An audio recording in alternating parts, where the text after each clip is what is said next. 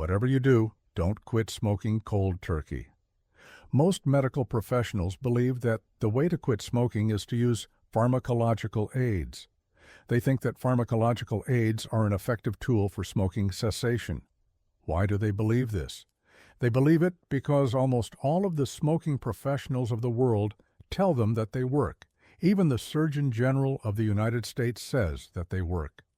If almost all world experts believe that they work, and the Surgeon General says that they work, well, then they must really work.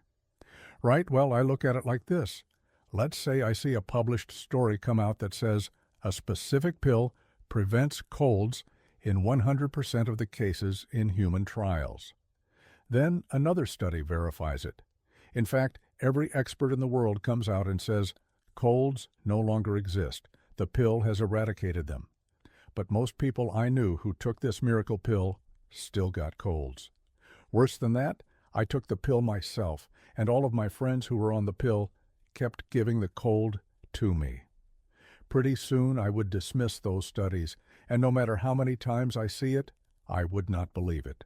Sooner or later, I would have to believe my own eyes and ears, basically my own instincts, more than expert opinion.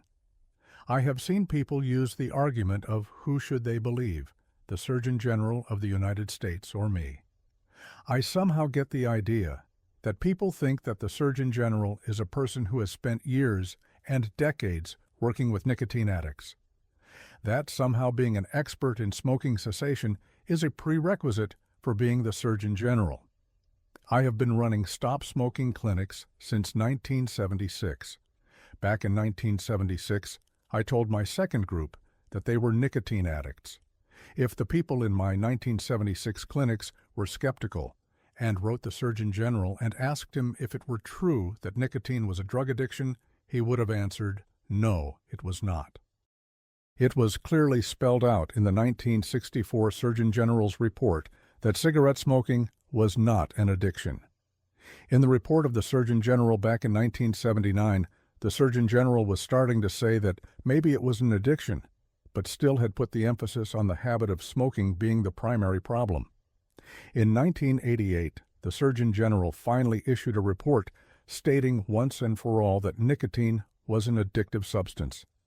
In all of the programs I did from 1976 through 1987, I was constantly criticized and attacked for saying that cigarette smokers were drug addicts.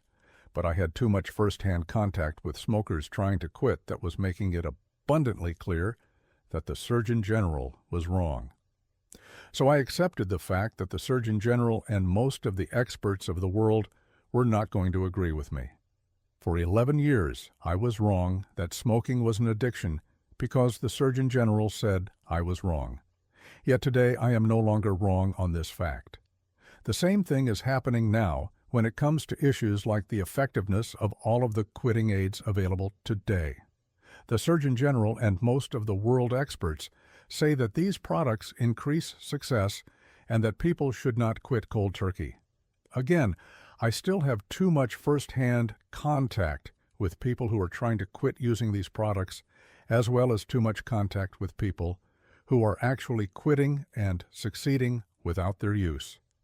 It is still all too obvious that in real-world settings, these products do not increase success and that people have a much greater chance of success by disregarding the experts' advice. So I think I am going to just take a wait and see attitude on what the Surgeon General will say 10 years or 20 years from now on what is the most effective way to quit smoking. Maybe he or she will have come around by then, maybe not.